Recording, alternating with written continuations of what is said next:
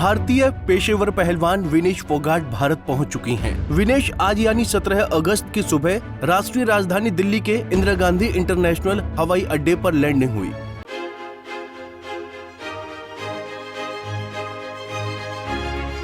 Myself doctor Shamita भगत। मैं पिछले 9 महीने तो आम आदमी क्लिनिक पराड़ीवाल ਅੰਮ੍ਰਿਤਸਰ ਵਿਖੇ ਪੋਸਟਡ ਹੈਗੀ ਹਾਂ। ਇੱਥੇ ਬਹੁਤ ਹੀ ਗਰੀਬ ਲੋਕ ਹੀ ਆਉਂਦੇ ਨੇ ਜਿਨ੍ਹਾਂ ਕੋਲ ਆਪਣੇ ਡੇ ਟੂ ਡੇ ਐਕਸਪੈਂਸਸ ਵਾਸਤੇ ਵੀ ਪੈਸੇ ਨਹੀਂ ਹੁੰਦੇ ਤੇ ਉਹਨਾਂ ਨੂੰ ਫ੍ਰੀ ਦਵਾਈਆਂ ਪ੍ਰੋਵਾਈਡ ਕਰਵਾਈਆਂ ਜਾ ਰਹੀਆਂ ਨੇ ਤੇ ਫ੍ਰੀ ਟੈਸਟ ਪ੍ਰੋਵਾਈਡ ਕਰਵਾਏ ਜਾ ਰਹੇ ਨੇ। ਇੱਥੇ ਡੇਲੀ 80 to 90 ਪੇਸ਼ੈਂਟਸ ਮੇਰੇ ਕੋਲ ਆ ਰਹੇ ਨੇ ਰੋਜ਼ ਦੇ।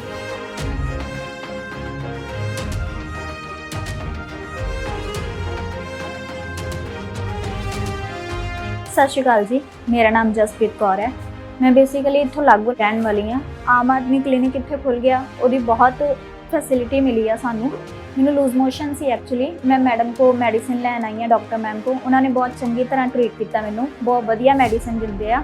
मैं धन्नवाद करती हाँ सरकार का कि उन्होंने यह फैसिलिटी साडे इत्थे दित्ती है।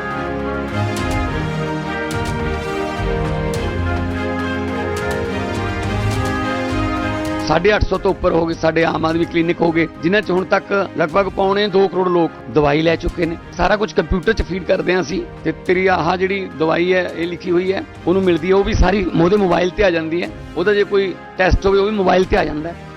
ਸਿਹਤਮੰਦ ਪੰਜਾਬ ਵੀ ਸਾਡੀ ਗਾਰੰਟੀ ਸੀ, ਬਾਕੀ ਦੇ ਕੰਮ ਬਾਅਦ 'ਚ, ਪਹਿਲਾਂ ਸਿਹਤ ਜ਼ਰੂਰੀ है। उनका एयरपोर्ट पर जबरदस्त स्वागत किया गया। स्वागत करने वालों में ओलंपिक मेडल विजेता रह चुके बजरंग पुनिया और साक्षी मलिक विशेष रूप से शामिल रहे। विनेश के दिल्ली एयरपोर्ट पर पहुंचने पर वहां खूब नाच गाना किया गया। एयरपोर्ट से बाहर आने के बाद बजरंग पुनिया और साक्षी मलिक ने उनसे बात की और उनको ढांढस बंधाया। तमाम कोशिशों के बावजूद भी विनेश को सिल्वर या गोल्ड मेडल नहीं मिल सका। लेकिन जब तक CAS में सुनवाई चल रही थी तब तक कुश्ती से प्यार करने वाला हर एक शख्स उनके पक्ष में फैसला आने की दुआ कर रहा था। देश अभी भी मानो विनेश फोगाट के साथ पूरी मजबूती के साथ खड़ा है। ऐसा लग रहा है कि वो भारत गोल्ड मेडल जीतकर वापस लौटी हैं।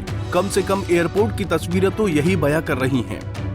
हालांकि भारत की बेटी इस दौरान काफी इमोशनल नजर आई। विनेश की आंखों में आंसू थे। दृश्यों को देखकर लग रहा है कि विनेश अब पूरे देश के लिए एक जीवंत प्रेरणा स्रोत बन गई हैं।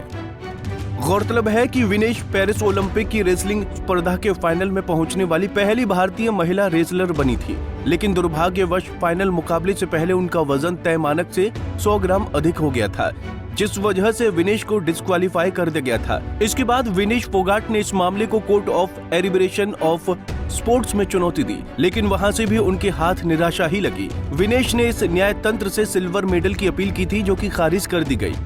लेकिन सवाल सबसे बड़ा ये है कि जब विनेश फोगाट अभी तक ज्यादा हिस्से में 53 किलोग्राम की कैटेगरी में खेलती आई हैं, तो उन्होंने इस बार के पेरिस ओलंपिक में 50 किलोग्राम की कैटेगरी को क्यों चुना या चुनवाया क्या? एक सवाल तो ये भी है कि कहीं इस पूरे प्रकरण के पीछे कोई साजिश तो नहीं? क्या ऐसा करने के लिए विनेश पर किसी भी तरह का कोई दबाव तो नहीं बनाया गया? पूरा मामला क्या है बताते हैं। गौरतलब है कि अमूमन तौर पर विनेश फोगाट का वजन 55 से 56 किलो बना रहता है। इस वजह से उन्हें अपने अधिकांश करियर में 53 किलो कैटेगरी में खेलते देखा गया। विनेश के लिए 53 किलो वजन नियंत्रण में रखना आसान है। उसके साथ साजिश हुई उनका। भारत, पहले तो मैं कहूँगा भारत में बहुत बहुत स्वागत। उनकी सरजमी पर उनका स्थान था, है और हमेशा रहेगा। हमारे लिए विनेश फोगाट जो है वो सबसे गौरवशाली खिलाड़ी भी है और सबसे गौरवशाली बेटी भी। जिस शौर्य और धैर्य का परिचय उन्होंने दिया है वो बेजोड़ है, और उनके खिलाफ जो साजिश हुई उसकी लड़ाई हम लड़ते रहेंगे। दरअसल 12 मार्च 2024 को जब पटियाला के राष्ट्रीय खेल संस्थान में कुश्ती के ट्रायल कराए गए थे, तब विनेश फोगाट ने उस ट्रायल में 53 किलो के साथ साथ 50 किलो भार वर्ग के ट्रायल में भी भाग लिया था। उस समय विनेश 50 किलो भार वर्ग के ट्रायल में जीत गई थी और इस तरीके से वो 53 किलोग्राम की कैटेगरी में टॉप 4 में आ गई थी।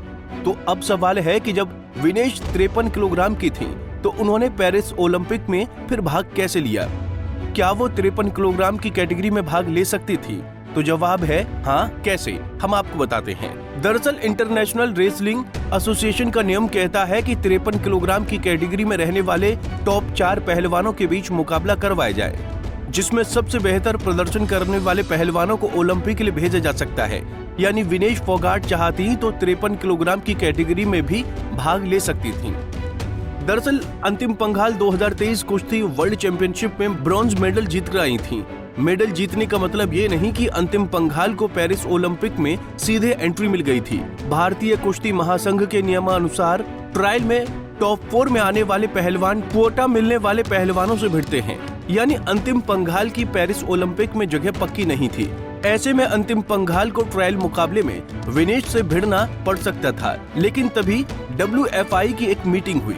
भारतीय कुश्ती महासंघ ने एक मीटिंग की और ओलंपिक से कुछ समय पहले ही संजय सिंह को नया WFI का अध्यक्ष बनाया गया था।